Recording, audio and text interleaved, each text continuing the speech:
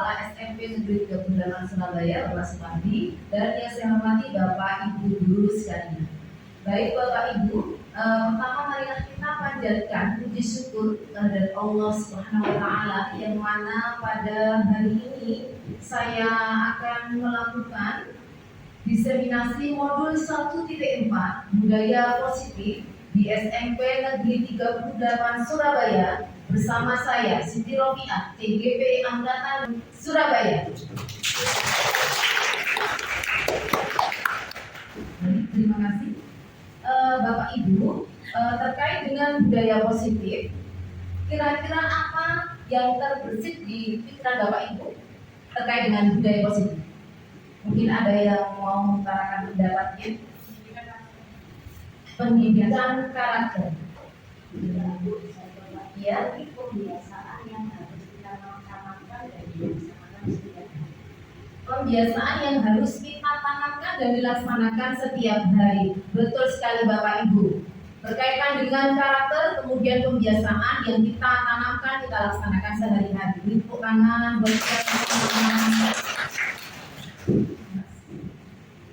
terkait dengan budaya positif, Bapak Ibu. Jadi konsep inti budaya positif yang pertama adalah perubahan paradigma belajar. Kemudian yang kedua, disiplin positif, nilai-nilai kebajikan, motivasi perilaku manusia, kebutuhan dasar manusia, posisi kontrol guru, keyakinan kelas, dan segitiga restitusi. Ini adalah konsep inti budaya positif. Jadi Bapak Ibu, budaya positif adalah perwujudan nilai-nilai kebajikan Bapak Ibu. Nilai-nilai universal.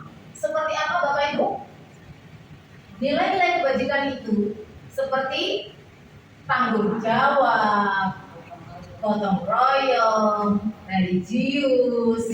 Itu adalah nilai-nilai kebajikan yang kita akui ya, kita terkait dengan perubahan paradigma belajar. Jadi kalau budaya positif itu yang pertama dirubah adalah terkait dengan perubahan paradigma belajar. Belajarnya harus dirubah, mindsetnya dulu yang harus dirubah.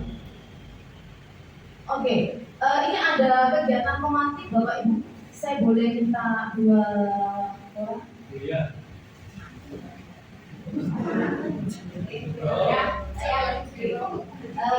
Jadi di sini 2 guru memerankan si A dan si B. Anda adalah si A. Tugas si A adalah mengepalkan salah satu tangannya.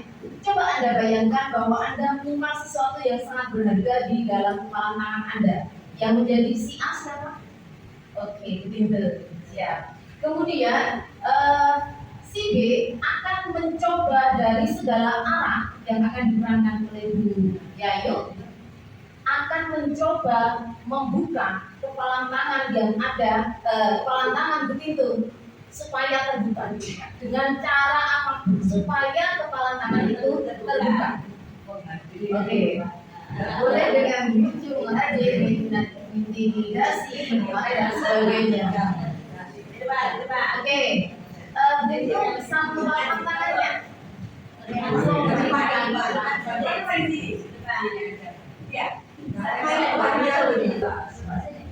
Baik, begitu memerankan si A dan mengepalkan tangannya.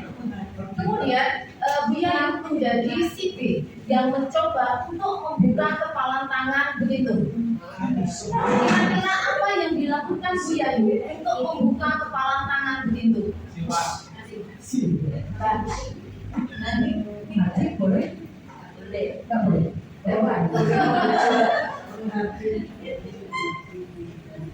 Begitu, apa yang kamu bawa hari ini? Sesuatu yang sesuatu yang sangat berharga. Boleh saya lihat? Enggak boleh. Ini sesuatu yang berharga bagi saya. Oh gitu. Sedikit pun, bukan sedikit.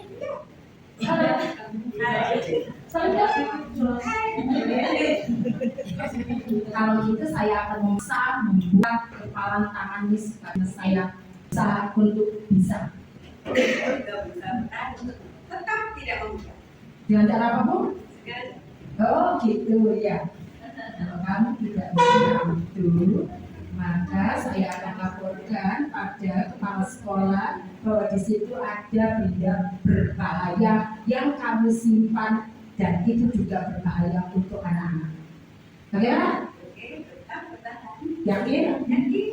Saya bisa mengintimidasi Pak KS, bisa saya memanipulasi Pak KS supaya itu jadi terbuka.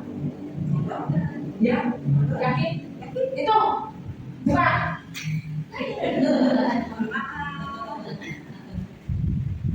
Gak mau? Harus dibuka. Coba saya buka.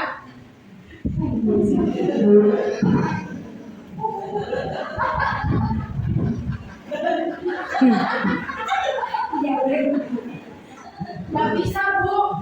Bagaimana? Saya Mau coba. boleh ya. Saya mencoba, Bu. Boleh ya. Halo, Tinku. Hai. Ternyata kamu cantik ya. Ya, ya. Jangan aku bagus, cincinnya bagus.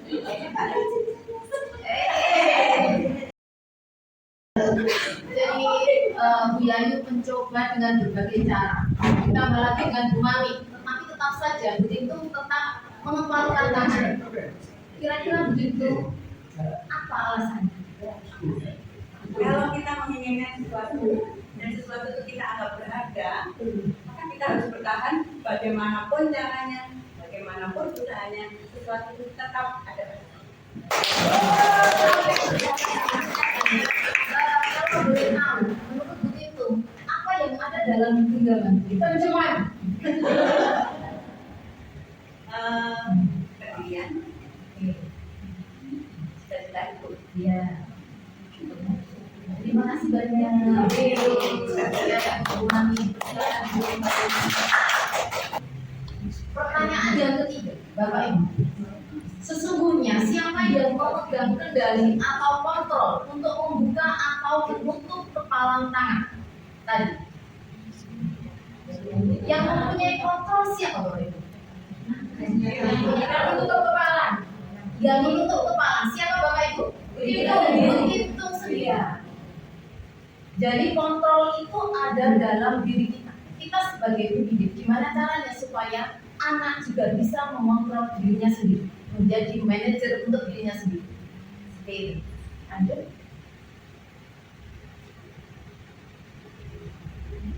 Psikiater dan pendidik Dr. William Glasser dalam kontrol teori yang sekarang dikenal dengan choice theory meluruskan beberapa miskonsepsi tentang makna kontrol. Jadi Bapak Ibu, dalam sebagian masyarakat itu ada miskonsepsi terkait dengan kontrol. Miskonsepsi itu adalah kesalahpahaman tentang teori kontrol. Apa aja? Ilusi guru mengontrol murid. Jadi pada dasarnya seperti itu Bapak Ibu. Kenapa kok dikatakan ilusi? Ilusi apa? Ilusi itu apa Bapak Ibu? Bayangan, khayalan, angan. Guru mengontrol murid. Jadi begini Bapak Ibu, pada dasarnya seorang guru bisa mengontrol murid itu karena murid tersebut mengizinkan kita untuk mengontrol diri. Dan murid itu juga bisa memilih untuk tidak mau dikontrol.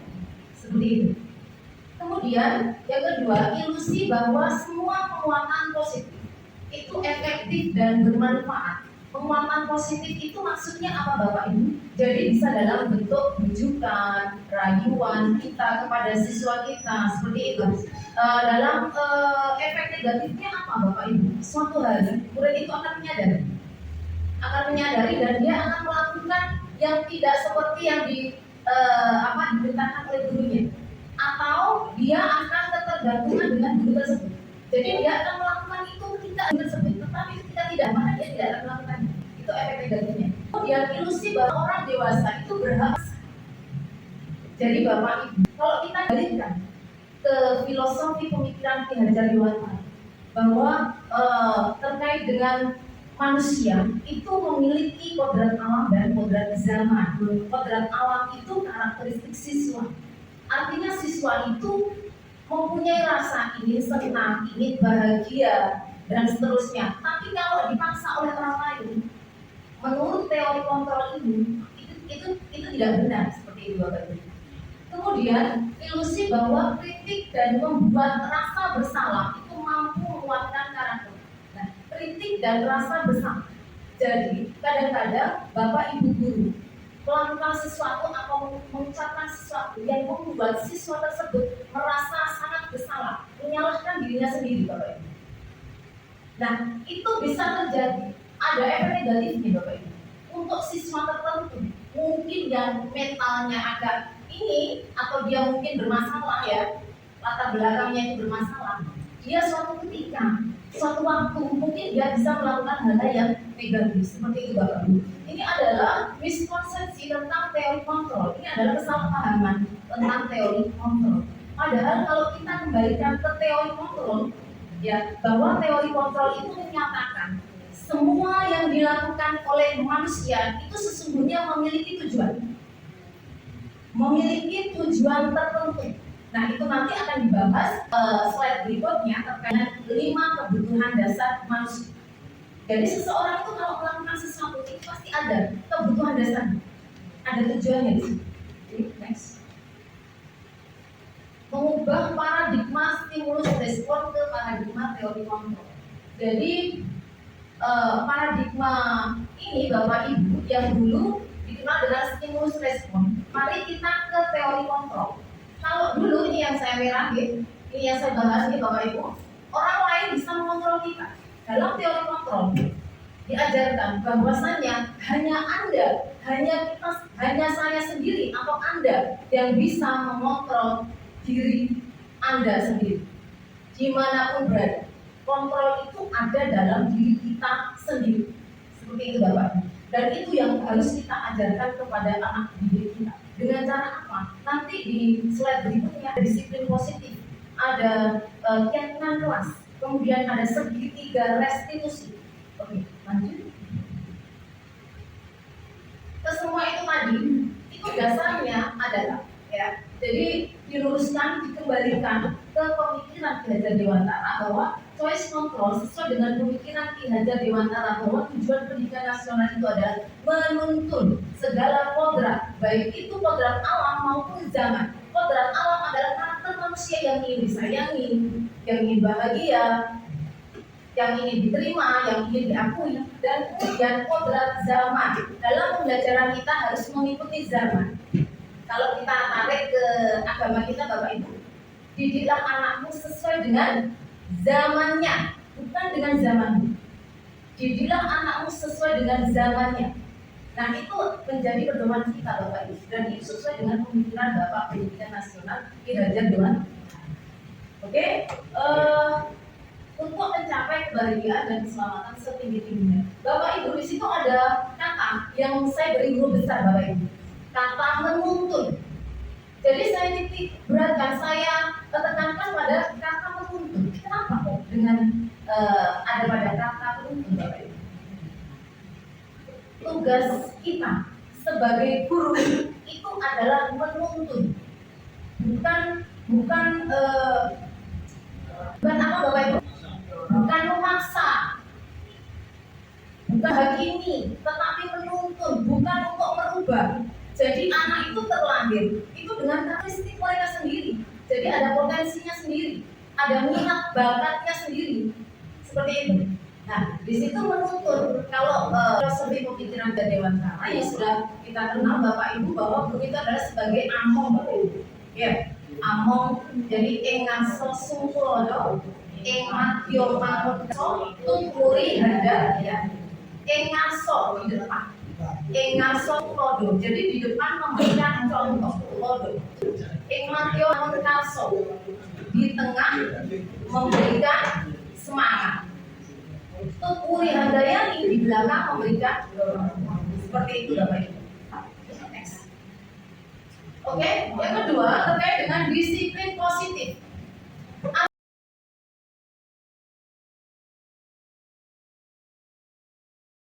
Arti kata disiplin itu artinya belajar. Konotasinya adalah merujuk disiplin Bapak Ibu. Disiplin diri untuk apa? Menggali potensi yang ada dalam diri siswa, dalam kita ya, diri kita sendiri, menuju kepada sebuah tujuan. Oke, tujuan mulia. Lagi, tujuan mulianya adalah nilai-nilai kebajikan, nilai-nilai universal, nilai kebajikan yang sudah saya sebutkan tadi. Oke, disiplin positif merupakan penerapan disiplin. Jadi kenapa kok ada disiplin, kemudian ada disiplin positif seperti itu? Kalau disiplin positif itu adalah penerapan disiplin yang bertugas menumbuhkan, yang bertujuan untuk menumbuhkan kesadaran diri dalam diri seseorang agar muncul motivasi intrinsik, bukan motivasi ekstrinsik. Itu adalah menjadi tujuan kita sebagai pendidik. Motivasi intrinsik itu apa, Bapak? Motivasi yang muncul dari diri kita sendiri, bukan dari orang lain. Bukan karena melakukan sesuatu yang baik, bukan karena ingin mendapatkan pujian, ingin mendapatkan penghargaan dan seterusnya, imbalan, dukungan atau hukuman seperti itu. Oke, itu adalah motivasi. Oke, next. Nilai-nilai kebajikan adalah nilai yang disepakati bersama, lepas dari suku, agama, bahasa, dan latar belakang. Kemudian kalau dalam pendidikan, nilai-nilai kebajikan adalah profil pelajar Pancasila. Nah, tugas pendidik, tugas kita adalah gimana caranya menciptakan, gimana caranya untuk mewujudkan siswa yang memiliki kepribadian profil pelajar Pancasila. Oke, next. Motivasi perilaku manusia. Oke.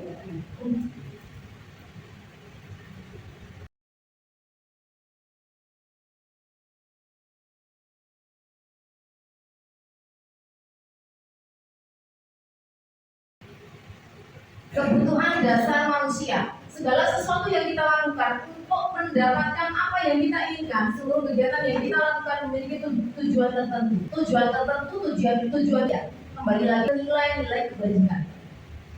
Oke. Kebutuhan dasar manusia yang adalah bertahan hidup, kasih sayang dan rasa diterima.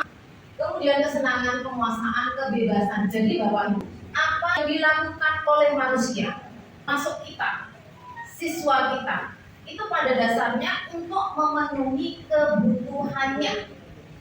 Misalkan siswa minta bekal ke temannya, ketika ditanya, iya karena ibuku nggak bawa bekal, jadi ada motifnya di situ.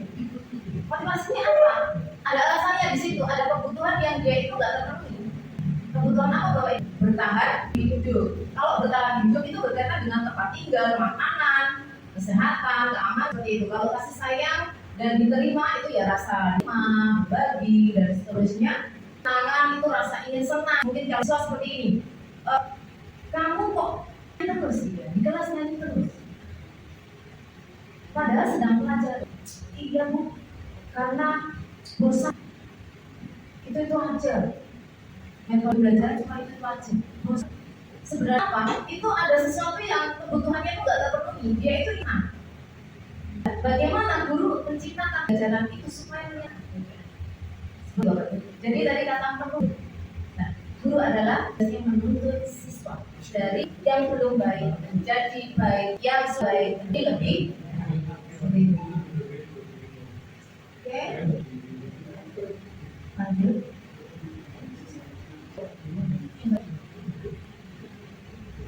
Kita pelajari terkait Tuhan dan manusia. Ada kelas, mari kita baca, mari kita zik. Ada kebutuhannya yang terpenuhi apa? Dinda adalah seorang anak kelas 7 SMP Pelita Hati. Begitu tiba di rumah sepulang dari sekolah, dia itu menangis dan mengadu kepada tuanya, kepada ibunya, bahwa dia benci Ibu Rani, gurunya di sekolah. Kemudian, menurut Anda, kebutuhan apa yang berusaha dipenuhi oleh Dinda jika bapaknya seperti ini? Bila Anda dalam posisi Ibu Rani mendengar informasi dari ibunya tentang perasaan Dinda hari ini, apa yang akan tentang perasaan Dinda hari itu, apa yang akan dilakukan Dinda besok ketika masuk sekolah agar kebutuhan Dinda terpenuhi? Oke, next. Jadi misalkan Dinda itu ditanya, jawabannya ibu guru bilang itu tidak boleh bersenandung sewaktu mengerjakan tugas. Katanya kalau itu harus tenang, tidak ada suara. Kan enggak bu jadinya. Bapak Ibu kita analisis kira-kira kebutuhan apa yang belum terpenuhi oleh bidan. Tadi ada bertahan hidup, semangat, kebebasan, kemaan,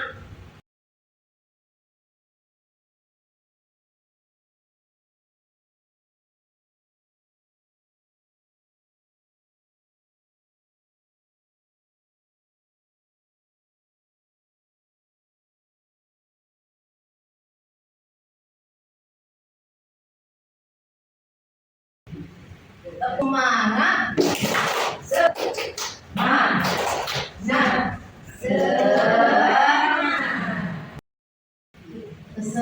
semangat,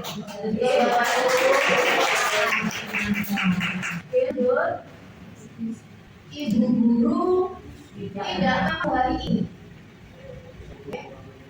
Ibu tidak tahu hari ini. Apakah jepit ram baru? Nah, itu apa yang belum terpenuhi? Nanti ada bertahan hidup, kebebasan, kebebasan, kesenangan, kemudian rasa kasih sayang, rasa kasih sayang.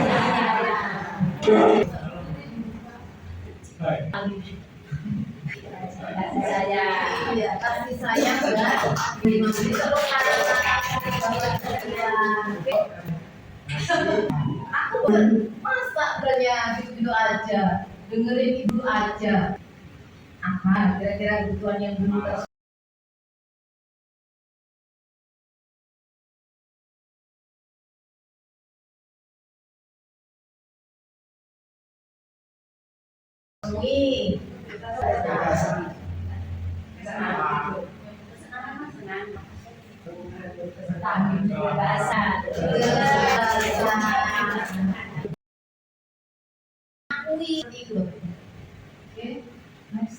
Nah, posisi kontrol guru, teori kontrol, ya tadi guru ini posisinya Bapak Ibu, satu ada sebagai pendukung, dua membuat rasa bersalah, kemudian yang ketiga teman, pemantau dan manajer. Apa bedanya ini? Apa perbedaannya? Oke, next. Pertanyaan teman. Terus adik selalu datang terlambat. Guru mengatakan, kamu itu selalu terlambat. Awas kamu ya. Kira-kira ini posisi kontrol bagi apa Bapak Ibu?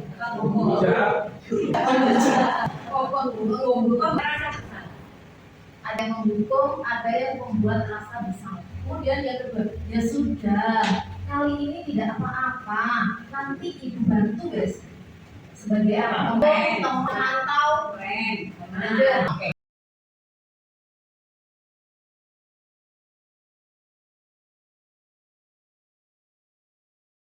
Contoh penerapan 5 posisi kontrol guru. Kasus siswa selalu datang sebagai pembuat itu biasanya yang dicatatkan, yang dicatat.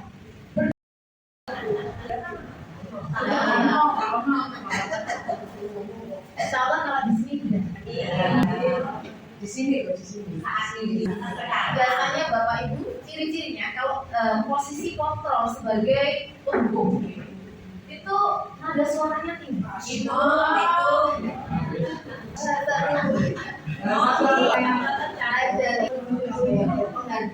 Lagi pasti terlambat, selalu terlambat.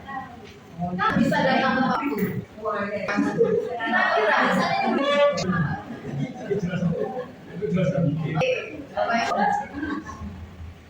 tanyakan kepada diri Anda, bagaimana perasaan murid bila guru berkata seperti saat muridnya datang terlambat. Istrinya, kemudian murid marah. Mungkin kebanyakan ada murid tertentu ya. Murid marah dan mendesak atau bersifat agresif. Bisa jadi sesudah kembali duduk tersebut akan melampiaskan dengan mencoret-coret bukunya atau meja tulis sama. Kemudian lebih buruk lagi sepulang sekolah murid itu melihat mobil bangku akan dibawa kendaraan tersebut dengan paku sebagai pelampiasan.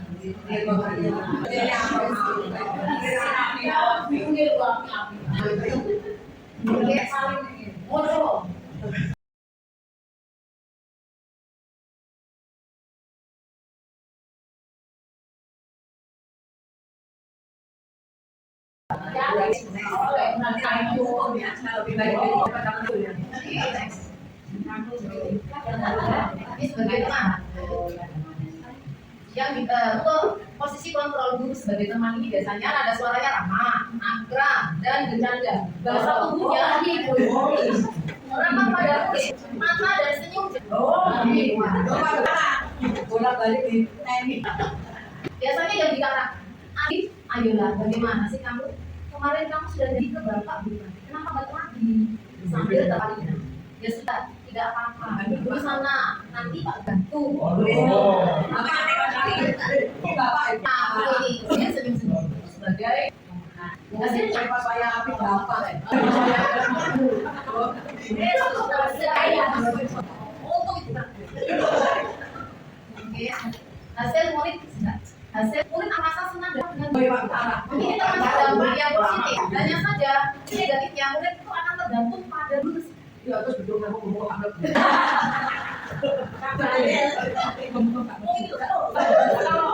Bila ada masalah, dia merasa bisa mengandalkan guru tersebut untuk membantu.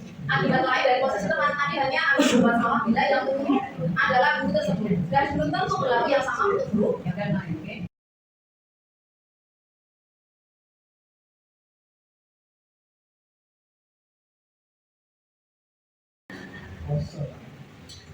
Oke, next. Manager. Ini posisi kontrol guru sebagai manager. Ini kontrol guru yang ideal, yang diarahkan ke Bapak Ibu bisa menerapkan manajer nada suara tulus, bahasa tubuh tidak kaku, mendekat ke murid.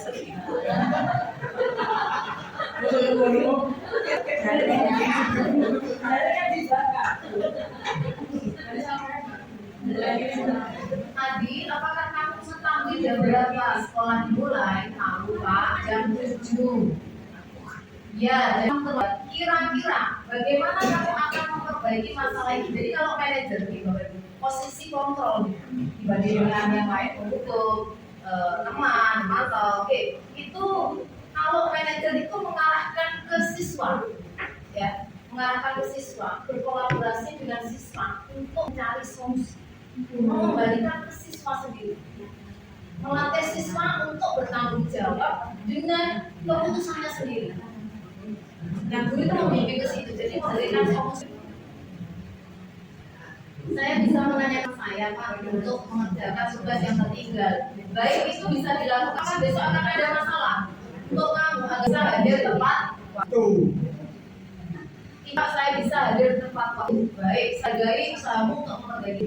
Bagaimana perasaan Anda jika diperlakukan seperti itu? Dalam posisi manajer, maka seorang guru itu sebaiknya tidak perlu marah, tidak perlu meninggikan suara, apalagi menunjuk ke murid. Hanya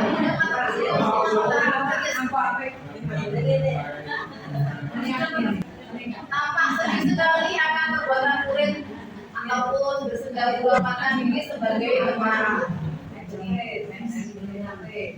Jadi Bapak Ibu, posisi kontrol manager ya, itu kadang bisa berubah ke memantau. Itu posisi yang ideal kita sebagai guru dalam menerapkan terhadap permasalahan siswa untuk menyelesaikan suatu masalah. Bapak Ibu, mari kita jawab. Posisi kontrol apa yang dikatakan? Awas kamu sampai mengulangi lagi. Apa Bapak Ibu? Posisi kontrol sebagai awas kamu sampai mengulangi lagi. Oh, betul sekali. Beri tepuk tangan Bapak Ibu. Lanjut. Gimana coba kalau tua kamu tahu kamu berbuat begitu? Lanjut. Ya sudah, kamu tidak apa-apa. Kamu ini lanjut.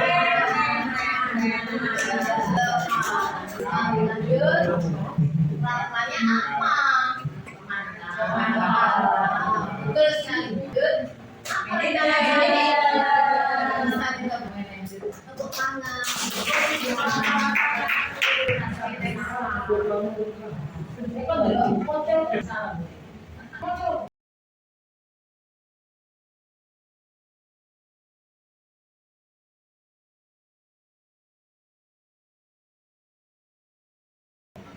Bapak Ibu, jadi dalam penerapan budaya positif, nilai-nilai kebajikan, yaitu budaya positif itu, Bapak Ibu kita bisa melakukan selain dengan teori Monroe tadi, positif juga melakukan bentukan kelas.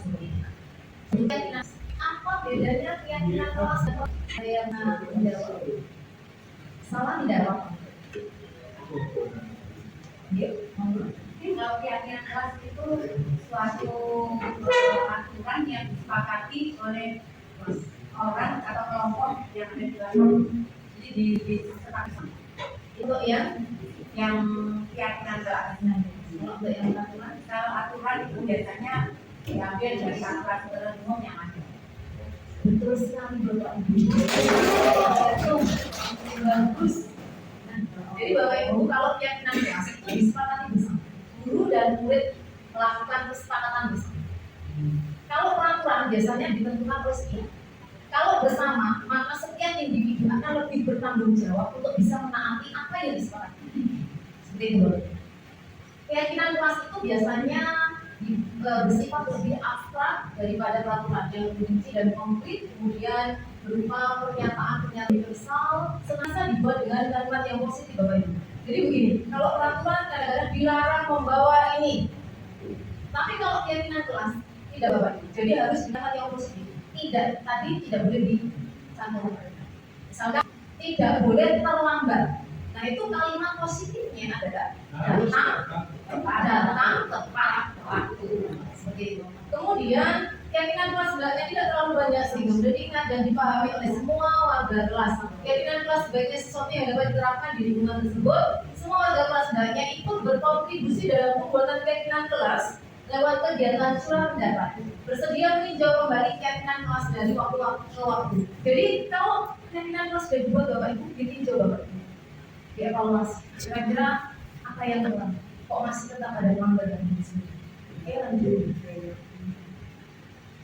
Contoh keyakinan kelas seperti ini. Oke, next. Oke, lanjut. Seperti ini Bapak Ibu, naik keyakinan kelas. Oke, lanjut. Next. Segitiga restitusi. Bapak Ibu saya tunjukkan untuk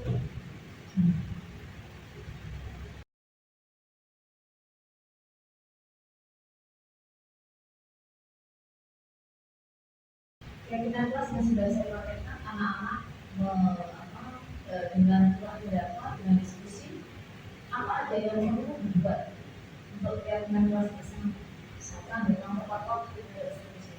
Nah, anak-anak mengaitkan dengan positif. Ini menunjukkan bahwa setiap individu itu mempunyai pendapat, boleh mengutarakan pendapat. Nah, di sini ada tulis atau positif. Setelah itu dinempel, kemudian dirumuskan menjadi keyakinan yang lebih rinci dan tidak terlalu banyak agar gampang ditindaklanjuti. Ini adalah contoh yang sudah saya praktekkan dan ditandai oleh semua siswa. Jadi disepakati oleh semua siswa.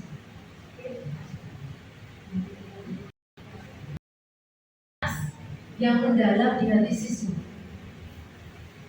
Anak akan merasa diperhatikan, akan merasa lebih dihargai.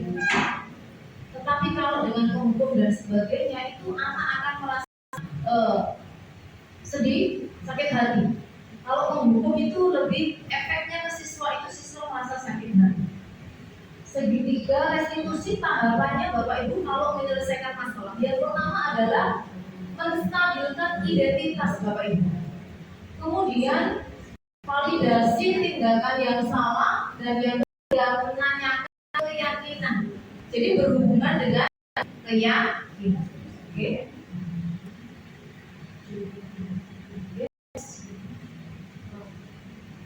Yang pertama, menstabilkan identitas.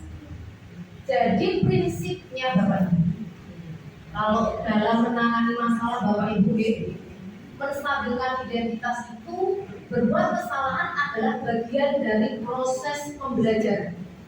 Bukan siswa melakukan kesalahan, kita menghakimi bahwa siswa itu buruk. Tetapi berbuat kesalahan adalah bagian dari proses pembelajaran. Kalau kita amati Bapak Ibu anak didik kita, siswa yang kadang-kadang ketika SMP dia itu banyak melakukan perilaku negatif.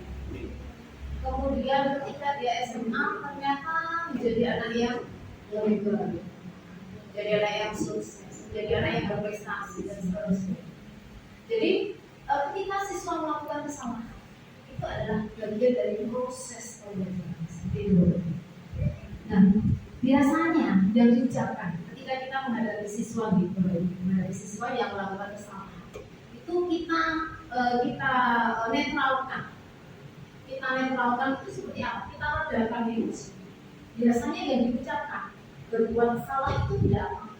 Yang penting kamu itu mau mengerti. Kemudian tidak ada manusia yang sempurna. Jadi ada kata-kata seperti itu dulu untuk menstabilkan identitas siswa tersebut, untuk meredakan emosi. Kemudian saya juga pernah melakukan kesalahan seperti itu. Kita bisa menyelesaikan ini seperti itu. Kemudian Bapak Ibu itu tidak tertarik untuk mencari siapa yang salah, tapi Bapak Ibu ingin mencari solusi dari permasalahan ini. Nah, itu adalah kata-kata yang diucapkan. Kamu berhak merasa begitu. Apakah kamu sedang mencari teman yang baik untuk dirimu sendiri? Jadi kata-kata yang sifatnya itu menstabilkan identitas. Oke, next. Yang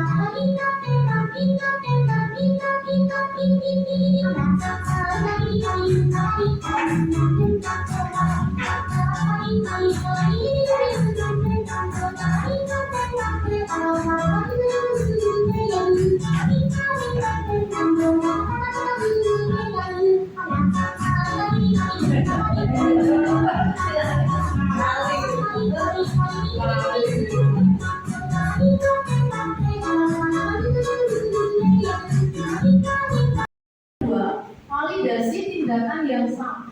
Prinsipnya, semua perilaku itu berupaya untuk memenuhi kebutuhan Bapak Ibu. Kita kembali lagi tadi ke 5 kebutuhan dasar manusia. Semua manusia, tidak hanya guru, tidak hanya siswa, semuanya itu pada dasarnya ketika melakukan sesuatu itu untuk memenuhi kebutuhan dasar. 5 kebutuhan dasar tadi. Nah, yang biasa diucapkan Bapak Ibu ketika kita menghadapi masalah, siswa yang bermasalah gitu. Tadi setelah kita melakukan menstabilkan identitas, maka yang kedua memvalidasi tindakan yang salah. Yang diucapkan apa Bapak Ibu? Padahal kamu bisa melakukan yang lebih buruk dari ini ya. Kamu pasti punya alasan mengapa kamu melakukan hal ini. Ini untuk memvalidasi tindakan yang dilakukan siswa, tindakan salah yang dilakukan siswa. Kemudian kamu itu patut berbangga pada dirimu sendiri kalau karena kamu telah melindungi sesuatu yang penting. Kemudian kamu boleh mempertahankan sikap itu, tapi kamu harus menambahkan sikap yang itu untuk memvalidasi tindakan yang salah. Kemudian yang ketiga, oke, next.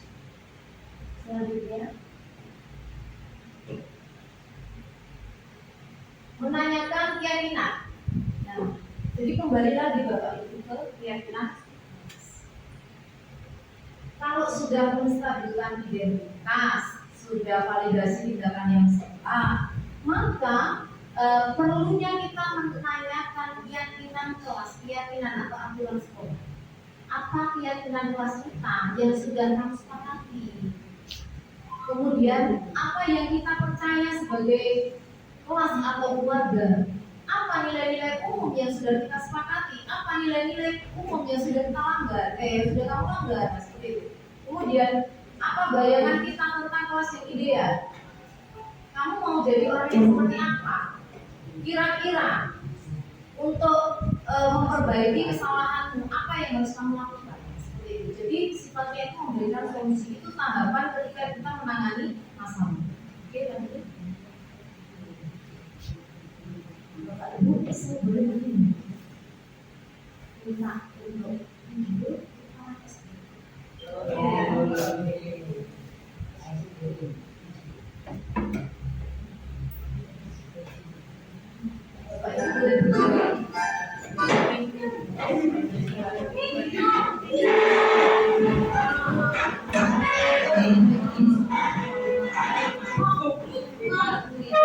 Kepercayaan yang disepakati bersama mengacunya pada nilai-nilai kebajikan. Kalau kesepakatan kelas hanya pada mungkin lebih kurang dalam. Kalau keyakinan itu kepercayaan yang diyakini, yang disepakati. Tetapi kalau kesepakatan itu hanya mungkin kurang mengacu pada nilai-nilai kebajikan. Dasar keyakinan kelas itu ada tujuannya yaitu nilai-nilai kebajikan. Seperti itu, Bapak Ibu yang lain ada yang ditanyakan? Ini begitu, monggo. Nah, di posisi kontrol dulu ada di mana ya? Itu pemberantasan bersalah, pemantau dan ada di Bulog kita menyampaikan posisi sebagai manajer ini ideal. Nah, pada kenyataannya kan tidak semua anak itu kadang-kadang diajak bicara dengan tulus gitu. Ada anak yang mungkin latar belakang kehidupannya yang keras ya, kalau nggak keras juga dia nggak paham.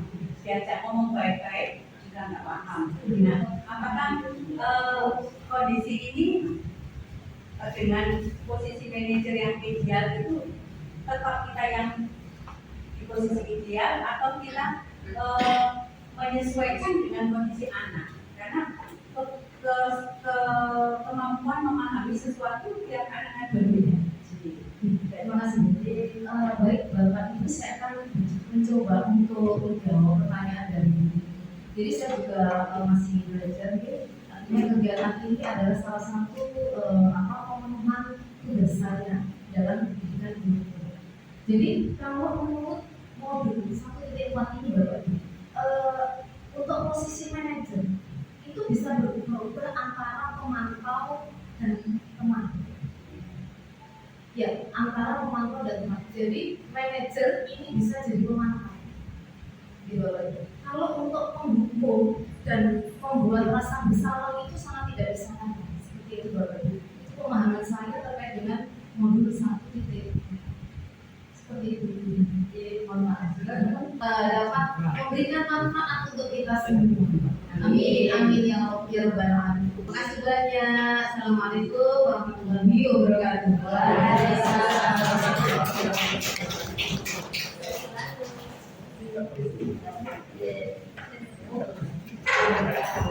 Assalamualaikum warahmatullahi wabarakatuh.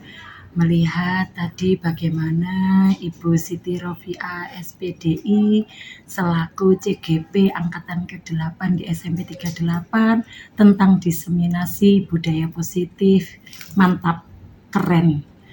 Membuka wawasan kita bagaimana kita harus menghadapi dengan anak yang multikultur, multibudaya, multilingkungan, di mana pembentukan mereka itu berbeda antara yang satu dengan yang lain, sehingga bagaimana kita menangani kasus-kasus mereka itu kita jadi semakin paham.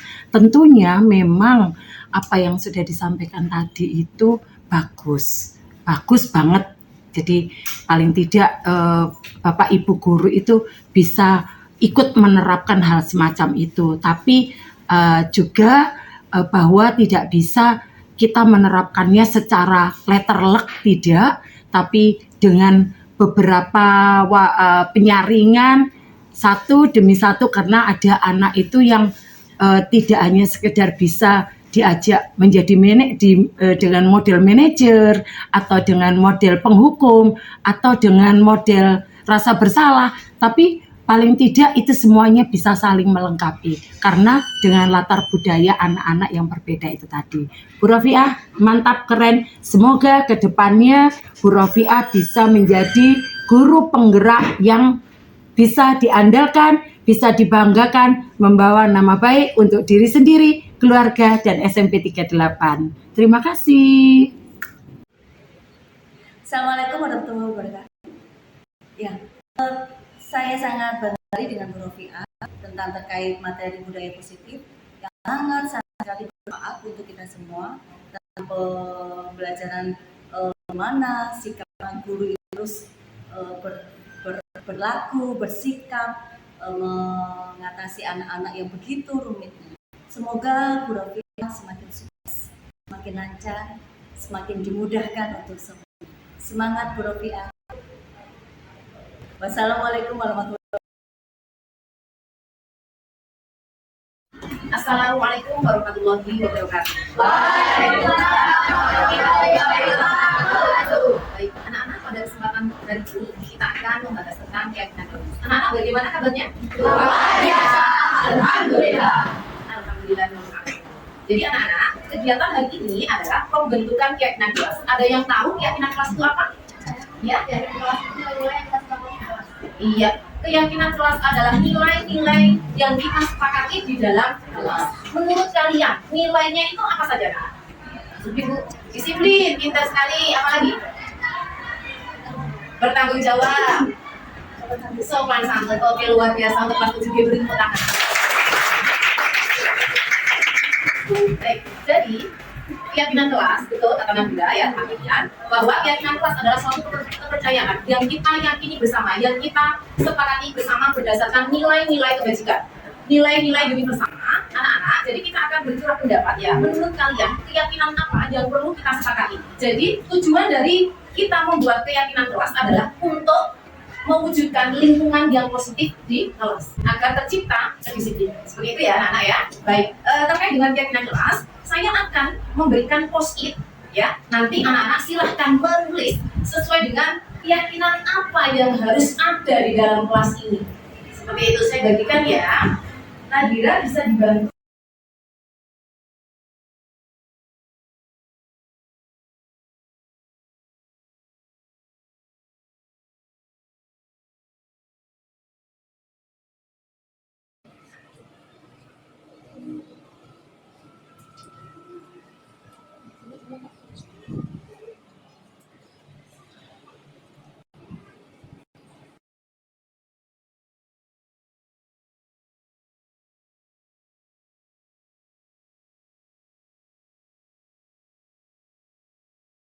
Ini akan diwakili oleh beberapa siswa ya terkait dengan keyakinan kelas yang akan kita buat bersama. Silakan. Menjaga dan meletakkan barang sesuai dengan tempatnya. Kira-kira setuju nggak? Setuju. Oke, lanjut.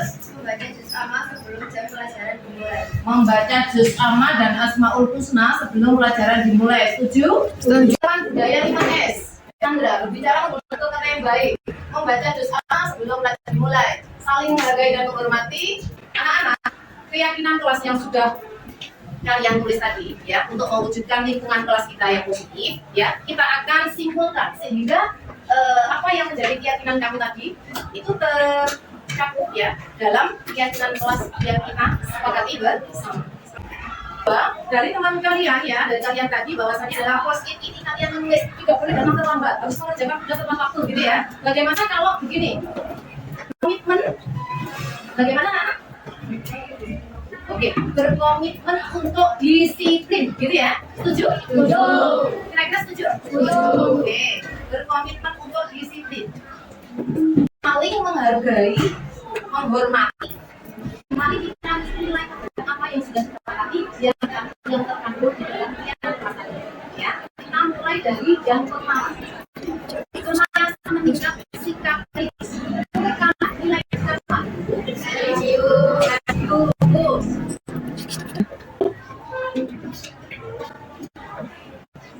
Baik, keyakinan yang kedua adalah berkomitmen untuk selalu disiplin. Menurut kalian, nilai kebajikannya apa? Disiplin. Bagus. Oke, cinta ke B. Keyakinan adalah B. Kami warga kelas B. Kami warga kelas B. Siap. Beri tangan. Oke, silakan didiskusikan terkait dengan kedalaman tabel C. Nampak seperti tidak nampak sebagian.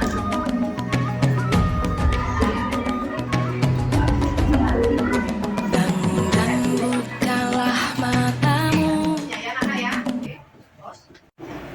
Baik, anak-anak, mari kita lanjutkan. Kemarin kalian sudah mengerjakan, sudah berdiskusi terkait dengan tabel T ya, pengisian tabel T. Sekarang dilanjutkan dengan pengisian tabel G. Ya, tabel G itu ada terdengar, terlihat dan berperilaku dari kelompok 1. Untuk kelompok 5, membuang sampah pada tempatnya. Berperilaku. Menutup mulut, tidak membuli teman, gitu ya. Oke, lanjut. Menjalankan keyakinan kelas. Bisa dipahami? Bisa. Kalau guru tugasnya menyiapkan makanan waktu, maka murid itu tugas bukan? Selanjutnya, anak-anak, dari 6 keyakinan kelas yang sudah kita sepakati, maka itu menjadi kewajiban kita semua, baik saya guru maupun kamu ya, maupun kalian, untuk melaksanakan, untuk menjalankan keyakinan kelas. Nah, ya.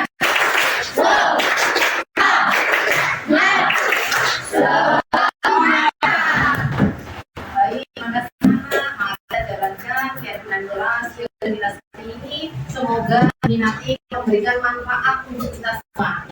Manfaat dan berkah kita semua. Mari kita lakukan dengan ikhlas dan penuh rasa tanggung jawab. Baik, terima kasih anak-anak. Saya tutup kegiatan ini. Maaf dan terima kasih. Wassalamualaikum warahmatullahi wabarakatuh. Waalaikumsalam warahmatullahi wabarakatuh.